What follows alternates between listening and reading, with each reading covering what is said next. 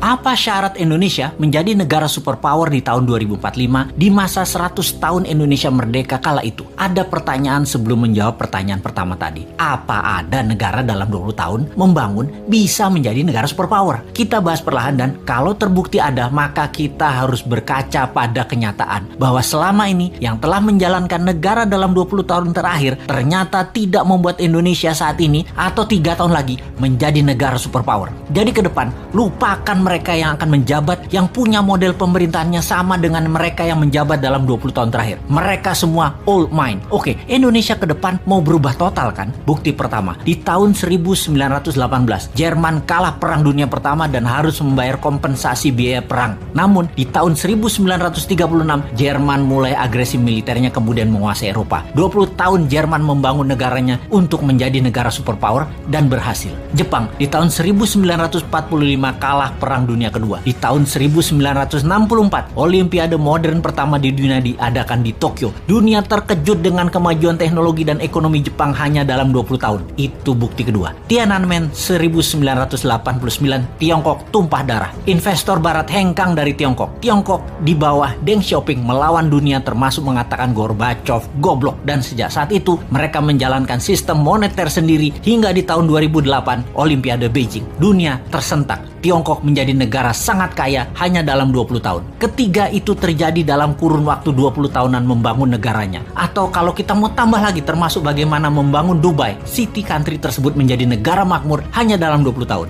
Kembali ke Indonesia. Bagaimana kita melihat Indonesia dalam 20 tahun terakhir? Siapa saja pemimpinnya? Apakah mau lagi dengan mereka-mereka dan orang-orang yang sepemahaman dengan mereka? Kita detailkan. Selama 20 tahun terakhir siapa yang menjabat? Mereka adalah 3 tahun Ibu Mega, 10 tahun Pak SBY, dan 7 tahun ini Pak Jokowi. Apakah dalam 20 tahun ini Indonesia seperti Jerman setelah Perang Dunia Pertama menjadi negara superpower? Apakah Indonesia menjadi negara maju modern seperti Jepang setelah Perang Dunia Kedua? Dan 20 tahun ini apakah Indonesia menjadi negara maju seperti Tiongkok setelah Tiananmen di tahun 1989?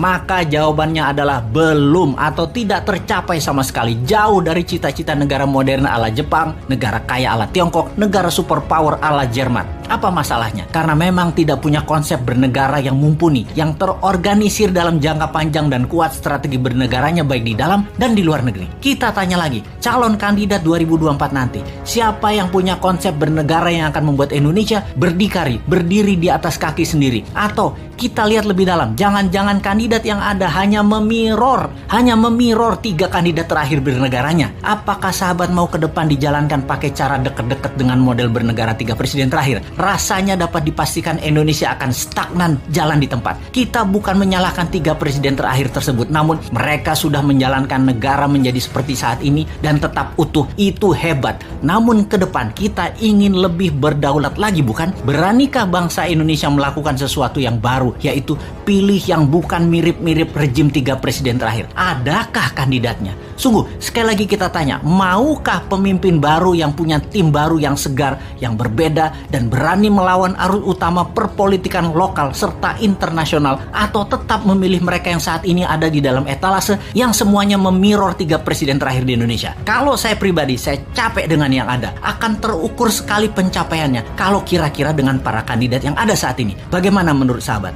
Siapa yang bisa membuat Indonesia menjadi negara superpower di tahun 2045 itu?